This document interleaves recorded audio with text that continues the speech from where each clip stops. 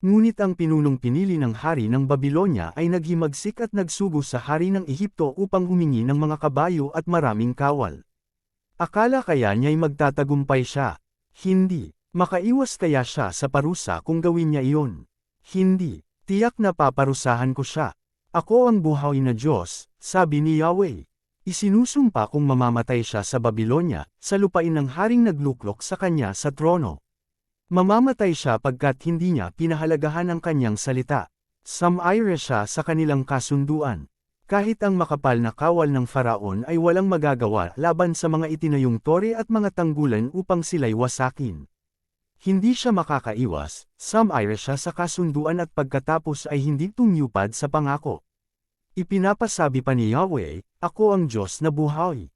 Paparusahan ko siya sa pagbalewala niya sa aking sumpa at sa pagsira sa aking tipan. Susukluban ko siya ng lambat at masusuot siya sa kaguluhan.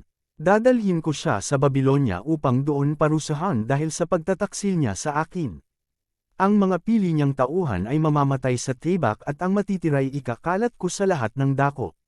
Kung magkagayoy maaalala mo na akong si Yahweh ang may sabi nito.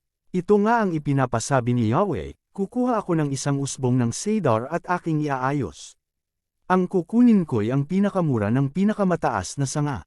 Itatanim ko ito sa isang mataas na bundok, sa pinakamataas na bundok ng Israel upang lumago at mamungang mabuti at maging isang kahangahangang cedar. Sa gayon, lahat ng uri ng hayop ay makakapanirahan sa ilalim nito. Ang mga ibon na may makapamumugad sa mga sanga nito. Kung magkagayon, malalaman ng lahat ng punong kahoy na maibabab ko ang mataas na kahoy at maitataas ko ang mababa, na mapapatuyo ko ang sariwang kahoy at mapapanariwa ko ang tuyong punong kahoy. Akong si Yahweh ang nagsasabi nito at ito'y gagawin ko.